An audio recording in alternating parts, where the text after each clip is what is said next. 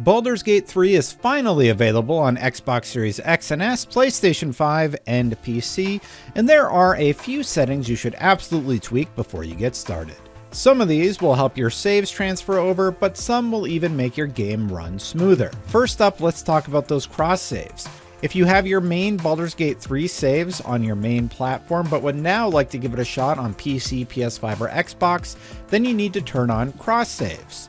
To do this, you'll want to sign onto the main platform you've been playing Baldur's Gate 3 on. For demonstration purposes, we'll start on PC because you'll need to access a web browser as part of the process. So here's how it's done.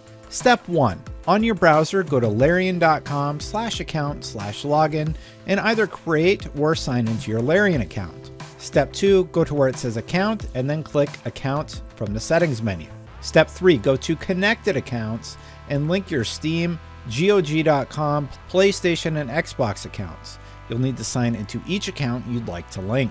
This will allow your saves to be transferred between platforms.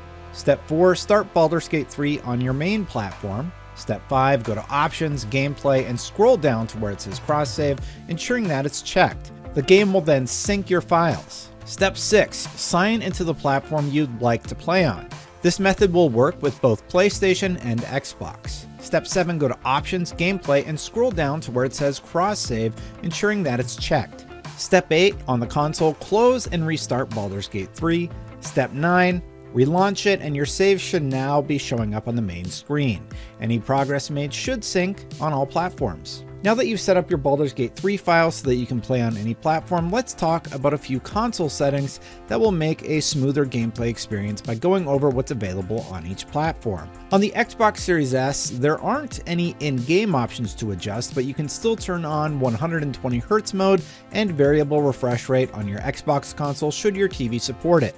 To do this, go up to Settings from your Xbox dashboard, then under General, go to TV and Display Options. Under Advanced, go to Video Mode, and if your TV supports it, select Allow Auto Low Latency Mode, and also set Variable Refresh Rate to On. In addition, select HDR10, HDR, and Dolby Vision for gaming should your television support it. With all of these options selected, Baldur's Gate 3 should look better on your television and offer a smoother gameplay experience as you play.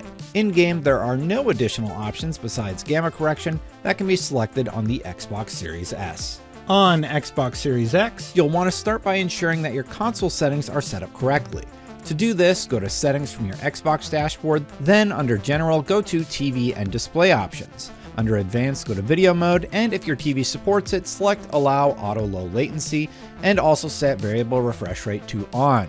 In addition, select HDR10, HDR, and Dolby Vision for gaming should your television support it. Once these have been selected, you can start your game. Baldur's Gate 3 offers two video options that can be selected by going to Options, Video, and then toggling Performance Mode either to On or Off. While Performance Mode will target 60 frames per second, it does drop down the native resolution significantly, so we recommend leaving the default options turned on here. While the additional frames are nice, it's not worth the visual sacrifice on console.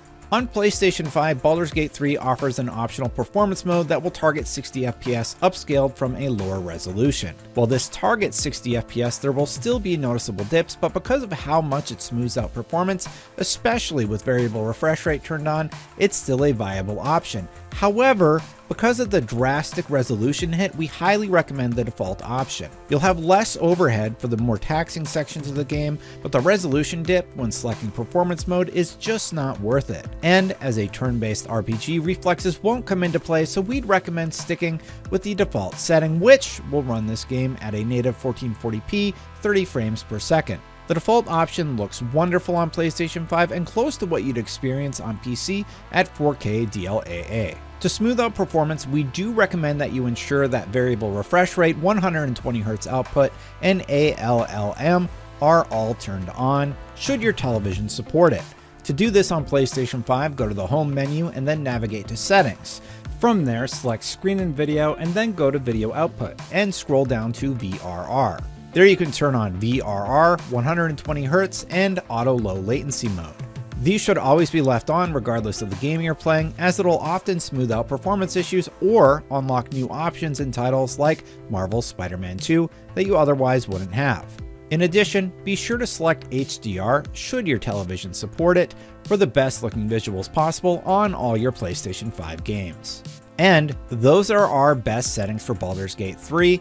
Did you find something that worked better for you? Let us know about it in the comments below. And for more on all things gaming, keep it here at IGN.